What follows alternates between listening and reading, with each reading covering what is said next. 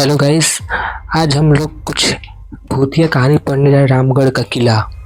चलिए कहानी को सुनते हैं। हमारे देश में बहुत प्राचीन किले एवं हवेलियां हैं। हर शहर में मौजूद है। हर किला व हवेली अपनी एक अलग कहानी बयान करता है। कई किले एवं हवेलियां हमारे हिंदू राज्यों के हैं और कई मुस्लिम राज्यों के हैं। कुछ बड़े बड़े किलों एवं हवेलियों को सरकार ने अपनी हिफाजत में ले रखा है। सरकार उसकी देख रेख करती है और समय समय पर उसकी मरम्मत करती है। ऐसा ही एक हवेली जयपुर के छोटे से शहर अलवर में स्थित है। इस हवेली को भानगढ़ के किले के रूप में जाना जाता है क्योंकि इसका डिजाइन एक किले के आकार का है। यह किला कई वर्षों से लोगों के कौतूहल का विषय बना हुआ है। इस किले से जुड़े बहुत सारी कहानियां हैं। इस किले को भूतों का गढ़ भी कहा जाता है। ऐसा माना जाता है कि इस किले पर एक श्राप है जिसकी वजह से यहाँ पर भूतों का निवास है। इसलिए पुरातत्व विभाग ने यह हिदायत जारी की, सूर्यास्त के बाद कोई भी पर्यटक इस किले में नहीं घूम सकता। बहुत से लोगों ने इसके राज को खोलने की कोशिश करें परंतु सभी नाकाम रहे। सत्येंद्र को बचपन से ही आर्कियोलॉजिकल साइट्स देखने में बहुत मज़ा आता था। इसलिए उसने आर्कियोलॉजिकल स्टडीज का कोर्स किया। उसने भी भानगढ़ के किले के बारे में बहुत सुना था। इत्तेफाक से उसकी नौकरी अलवर के पुरातत्व विभाग में लग गई। वहाँ भी उसने अपने सहकर्मचारियों से उस किले के भूत के बारे में बहुत कुछ सुना क्योंकि वह इसमें विश्वास नहीं करता था। इसलिए उसने सोचा कि उसे खुद अंदर जाकर देखना होगा। एक रात जब सत्येंद्र की ड्यूटी किले के बाहर थी तो उसने सोचा कि आज ही अच्छा मौका है, वह अंदर जा सकता है। वह रात के अंधेरे में चौकीदार की नज़रों से बचाते किले के अंदर पहुंच गया। रात बहुत गहरा गई थी। उसने टॉर्च जलाई और किले के अंदर चल पड़ा। रात के समय किला बहुत ही भयानक रहता था। वह धीरे धीरे किले के अंदर घुस गया। अब वह किले के उस हिस्से में खड़ा था जहाँ पर सबसे सुंदर नक्काशी का काम हो रहा था। उसने किले की दीवारों पर टॉर्च मारी। तभी उसे यह एहसास हुआ कि किले की दीवारें खुद ब खुद जगमगा रही हैं। यह देख वह बहुत हैरान हुआ कि दीवारों के अंदर से खुद ही रोशनी निकल रही है। उसने दीवारों के नज़दीक जाकर उन्हें छूने का प्रयास किया तो उसको एक जबरदस्त झटका लगा। काफ़ी समय तक उसके हाथों में जलन होती रही। तभी उसे थोड़ी दूर से घुघुओं की आवाज़ में आने लगी। वह ध्यान से उस आवाज़ का पीछा करते हुए उस तरफ चला पड़ा। वह आवाज़ उसे एक बहुत बड़े कमरे की तरफ ले गई जो उस जमाने में राजा का मुख्य महल हुआ करता था। जब वह उस महल के अंदर घुसा तो वहाँ का नज़ारा देखकर हैरान रह गया। पूरा महल रोशनी से जगमगा रहा था। चारों तरफ दिए ही दिए जल रहे थे। सबसे चौंकाने वाली बात यह थी कि उसे उस महल में लोग दिखाई दे रहे थे। बहुत सारी दासियां वहां घूम रही थी। पूरे महल को एक दुल्हन की तरह सजा रखा था। ऐसा लग रहा था मानो किसी की शादी का फंक्शन चल रहा हो। सत्येंद्र ने जब वहां लंबे चौड़े पहलवान जैसे सिपाही देखे तो उन्हें देख वह डर गया और एक खंबे के पीछे छुप गया। तभी एक पहरेदार ने राजा और रानी के आने की घोषणा की। उनकी आते ही ढोल बजने लगे और दासियां फूलों की वर्षा करने लगी। राजा और रानी अपने अपने सिंहासन पर विराजमान हो गए। सत्येंद्र ने महल में नजर दौड़ा कर देखा तो उसने पाया कि वहां बहुत सारे लोग भी मौजूद थे जो शायद उस राजा की प्रजा थी।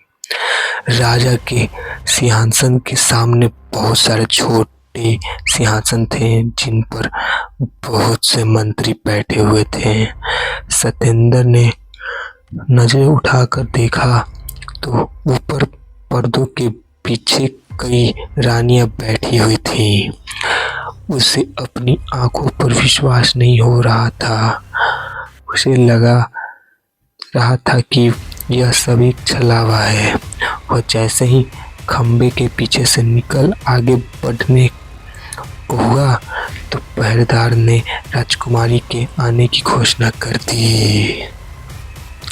सत्येंद्र की नजरें द्वार पर गई तो उसने देखा कि एक बहुत ही सुंदर और आकर्षक सी लड़की राजकुमारी के वेश में चली आ रही थी। सत्येंद्र ने इससे पहले कभी ज्यादा खूबसूरत लड़की नहीं देखी थी। वह उसे देख मंत्रमुग्ध हो गया और वहां खड़े हो उसे निहारता रहा। राजकुमारी के आते ही दासियां ने फूलों की वर्षा प्रारंभ कर दी। राजकुमारी के सुगंधित इत्र से सारा महल सुगंधित हो गया। कुछ ही पलों में पहरेदार ने किसी राज्य के राजकुमार के आने की घोषणा करी। उस राजकुमार के आते ही सब उठ खड़े हुए और फिर से दासियां ने उस फूलों की वर्षा करी। सत्येंद्र को अब सब समझ आ गया था। उस दिन राजकुमार और राजकुमारी का विवाह होने वाला था। उसे अभी भी यह अनुभव हो रहा था कि यह सब जो उसे दिख रहा है वह एक छलावा है, पर वह उस राजकुमारी के रूप सौंदर्य से इतना मोहित हो गया था वहां खड़े होकर उसे कुछ देर और देखना चाहता था। शादी की रस्में प्रारंभ होने जा रही थी। राजकुमार और राजकुमारी दोनों एक दूसरे के आमने सामने वरमाला लिए खड़े थे। पुरोहित के आग्रह पर राजकुमारी जैसे ही राजकुमार को वरमाला पहनाने वाली थी कि कुछ सिपाहियों ने सत्येंद्र को घेर लिया और शोर मचा दिया। सबका ध्यान खंबे के पीछे खड़े सत्येंद्र पर पड़ा। शादी की रस्में को रोक दिया गया। सिपाही सत्येंद्र को खींचते हुए बाहर निकाला। सत्येंद्र चीख चीख कर कह रहा था, तुम सब लोग एक झूठ हो, छलावा हो। मैं तुम्हारे इस छलावे में नहीं आऊंगा। मुझे छोड़ दो और मुझे जाने दो। तो यही है वह जिनकी निगाह हमारी राजकुमारी पर थी। राजा ने अपनी तलवार उठाते हुए कहा, हाँ महाराज, यही है वह मनुष्य। खंबे के पीछे खड़े होकर हमारी राजकुमारी को देख रहा था। अब आप हुक्म दीजिए, इसके साथ क्या करना है? मंत्री बोला। अरे आप यह कैसे कर सकते हैं? आप सब लोग तुम अब है ही नहीं। आप सब तो मरे हुए लोग हैं। मरे हुए कैसे किसी को मार सकते हैं? सतेंद्र ने चिल्लाकर बोला। तभी एक सिपाही ने सतेंद्र पर कोड़े बरसाने शुरू कर दिए। महाराज से चिल्लाकर बात करता है। सिपाहियों, इसे ले जाओ और जलती अंगारों में फेंक दो, यही इसका अंजाम होगा। राजा ने अपने सिपाहियों को हुक्म देते हुए कहा। तभी राजकुमारी बीच में बोल पड़ी। नहीं महाराज, इसको इतनी आसान मौत नहीं देनी चाहिए, इसको सजा मैं दूंगी। सतेंद्र को अभी भी समझ में नहीं आ रहा था कि जो कुछ भी उसके साथ हो रहा है वह सच है या छलावा है। उसे लगा कि यदि वह किसी तरह इस महल से बाहर कदम रख ले तो वह बच सकता है। तभी उसने सिपाहियों को धक्का देते हुए मुख्य द्वार की तरफ भागने की कोशिश की, पर वह असफल रहा। फिर राजकुमारी ने सिपाहियों से उस पर खूब कोड़े बरसाए। वह चीखता रहा और सिपाही कोड़े मारते रहे। उसे अपने ऊपर बहुत गुस्सा आ रहा था कि क्यों वह इस किले का राज जानने यहाँ आ गया, क्यों उसने अपने सहयोगियों की बात नहीं मानी। सदियों से मैं राजकुमार से विवाह करने की राह देख रही थी। आज वह शुभ घड़ी आई थी, पर तुम जैसे दरिंदे ने आकर फिर से रंग में भंग डाल दिया। पर आज मैं तुम्हारी यह चाल कामयाब नहीं होने दूंगी। आज मैं यह विवाह संपन्न करके ही रहूंगी। आज मुझे कोई नहीं रोक सकता। सिपाहियों, गर्म लोहे की सलाखें लेकर आओ। इसकी नज़र जब से मुझ पर पड़ी है तब से हमारे महल का अनर्थ ही हुआ है। आज मैं इसकी इन नापाक नज़रों को ही खत्म कर दूंगी। राजकुमारी ने रौद्र रूप धारण करते हुए कहा। सिपाही गर्म लोहे की सलाखें ले आए। सतेंद्र को सलाखों से बंधा दिया गया। राजकुमारी के आदेश पर सिपाही गर्म लोहे की सलाखें लेकर उसकी तरफ बढ़े। वह छटपटाने लगा और क्योंकि उसका क्रोध उसका बांध रखा था इसलिए वह कुछ नहीं कर पा रहा था। सिपाहियों को अपनी तरफ बढ़ते देख सतेंद्र के हाथ पैर फूल गए। वह पसीने से भीग गया। सलाखों को अपने इतने करीब देख उसकी मुंह से चीख निकल गई। मुझे माफ कर दो, मैं कभी यहाँ दोबारा नहीं आऊँगा, मुझे मत मारो। तभी उसे किसी के चिल्लाने की आवाज़ आई। साहब, सुबह हो गई, उठ जाइए। आप यहाँ गेट के पास क्यों सोए हुए हैं? सतेंद्र की नींद टूटी। उसने देखा कि वह किले के गेट के पास लेटा हुआ है।